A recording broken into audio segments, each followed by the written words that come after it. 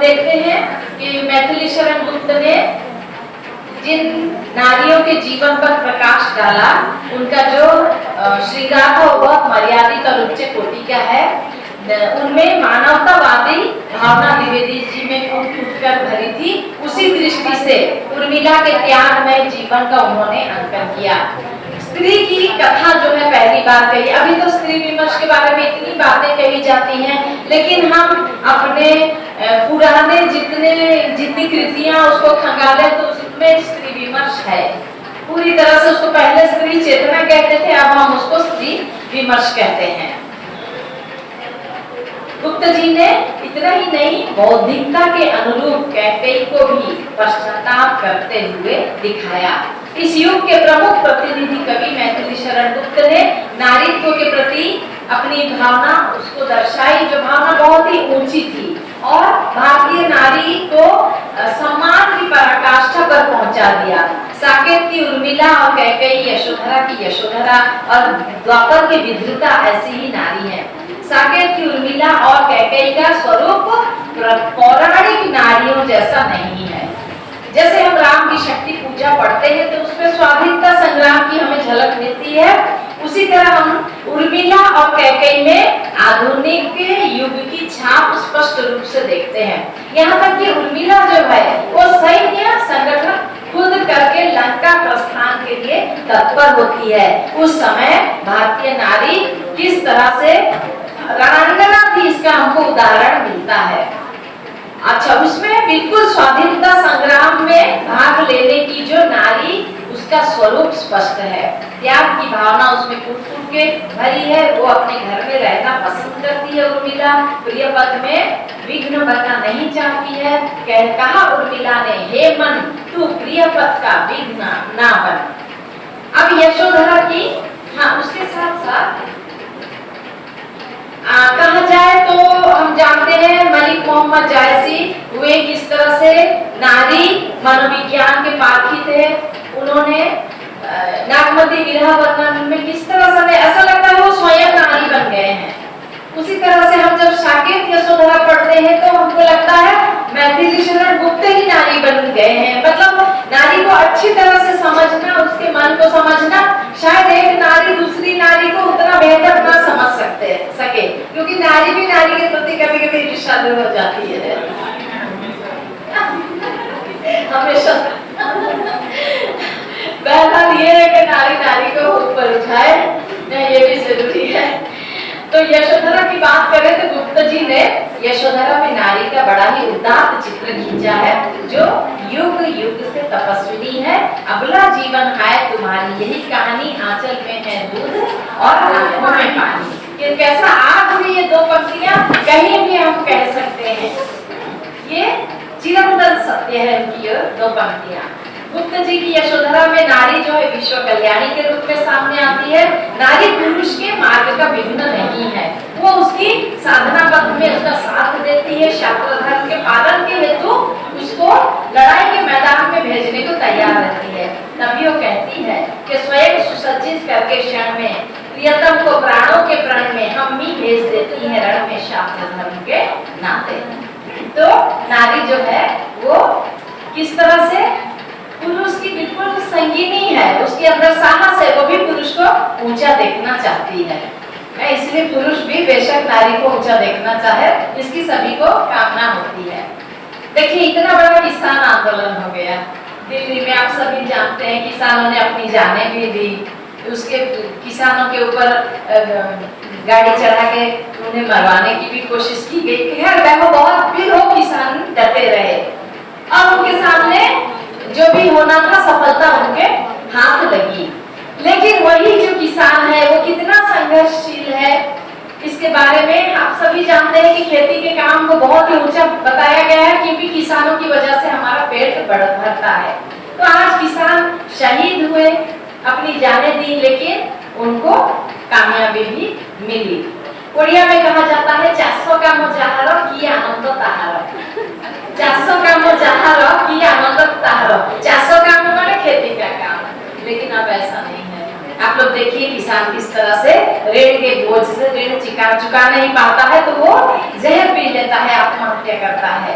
लेकिन ऐसा हमारे देश में होता कि नहीं, जिसने फसल की है उसकी फसल हुई नहीं, ये प्रमाण भी सरकार के पास पहुंचे और उसके कर्जा को माफ किया जाए। किसी का कर्जा माफ करो ना करो, किसान का कर्जा माफ करना बहुत ही जरूरी चीज है।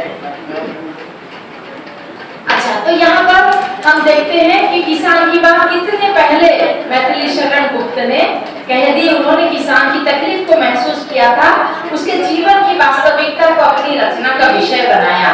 फसल करने के बाद फसल पर उतना हक नहीं, उसका हक नहीं बनता, बल्कि किसी और का हक है। हो जाए अच्छी भी फसल, पर लाभ कृषक को कहाँ, खाते खवाई बीज ऋण से है रंग रखे जहाँ, आता महाजन के यहाँ वो अन्न सारा अंत में, अच्छी फसल पर अधिकार है महाजन का। किस तरह गुप्त जी ने इसका वर्णन किया है कि अधपेट खाकर फिर उन्हें है कांपना हेमंत। ठीक है, किसान जो है, आप लोग घूस की रात याद कर लीजिए, घूस की रात कहते हैं कैसे को नहीं मिलता कंबल, वो किस तरह से मतलब जाड़े में कांपता है, तो वही चीज वो भी कहते हैं कि अधपेट खाकर फिर उन्हें है कांपना हेमंत में। तो यहाँ फसल पर से किसान को कोई ज्यादा लाभ नहीं मिलता। किसान हमेशा, क्योंकि वो कई स्टेज से होते हुए फसल महंगी हो जाती है, लेकिन जिसने उगाया और जिसने उसको बेचा उसको बहुत ही कम पैसे मिलते हैं, कई मतलब पड़ाव से होकर जब फसल गुजरती है।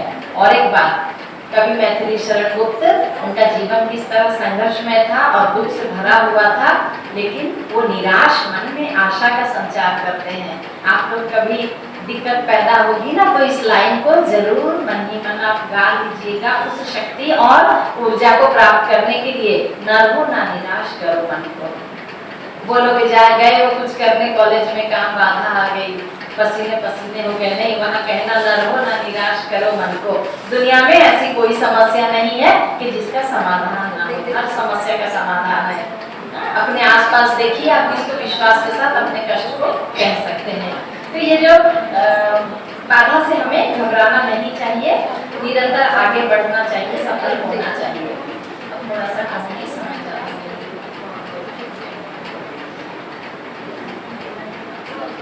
हाँ, तो यहाँ पर हम एक और चीज देखते हैं, पंचवटी। पंचवटी की चर्चा करें तो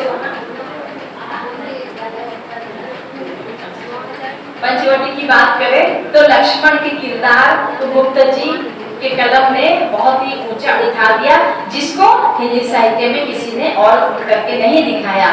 पंचवटी की एक और खासियत है कि उसमें उन्होंने प्रकृति के खजाने को खोल दिया। अगर हम सभी भारतवासी अपने देश से प्यार करेंगे तो हम प्रकृति को देखेंगे, अपने देश की जमीन को देखेंगे, आकाश को देखेंगे, चंद्रमा को देखेंगे, सितारों को देखेंगे, पेड़ पौधे पक्षी, इन सबको देखिए। कवियों ने प्रकृति को देखा, मतलब अपने देश से उन्होंने प्रेम किया। पंचवटी पे गुप्त जी कहते हैं, चारों चंद्र की चंचल किरणें खेल रही हैं जलथल में, स्वच्छ चांदनी बिछी हुई है अवनी और अंबर तल में। तो ये दो तीन बातें गुप्त जी के जीवन में मुख्य हैं। उसके अलावा हम देखते हैं कि गुप्त जी में द्विवेदी युगी समाज सुधार की भावना, जन जागरण की प्रवृत्ति एवं युगबोध विद्यमान है। उनकी राष्ट्रीय चेतना केवल द्विवेदी युग ही नहीं बल्कि संपूर्ण हिंदी साहित्य में महत्वपूर्ण स्थान रखती है। गुरुदेव रविंद्रनाथ टैगोर और गांधी जी से गुप्त जी बहुत ज्यादा प्रभावित थे।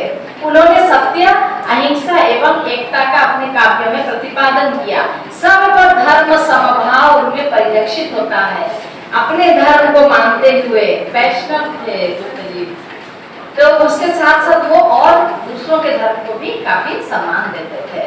और भारत भारती के माध्यम से राष्ट्रीयता का उन्होंने शंखनाद किया। परवर्ती कवियों में जो उस धारा में आते हैं, बालकृष्ण शर्मा नवीन, रामधारी सिंह दिनकर और सुभद्रा कुमारी चौहान आदि ने उसी राष्ट्रीय चेतना को अभिव्यक्ति दी। भारत भारती के कारण राष्ट्र कवि कहलाए और उन्हें पद्म भूषण 1954 में मिला। आचार्य रामचंद्र शुक्ल उनके बारे में कहते हैं, पहले हिंदी प्रेमियों का सबसे अधिक ध्यान खींचने वाली पुस्तक भी यही है। इसकी लोकप्रियता का आयाम ये रहा है कि इसकी प्रतियां रातों रात खरीदी गई, सारी प्रतियां बिक गई। उसके बाद फिर से उसका दूसरा संस्करण जो है बदलता है। ये अपूर्व काव्य मौलाना हाली के मुसद्दस ढंग का है।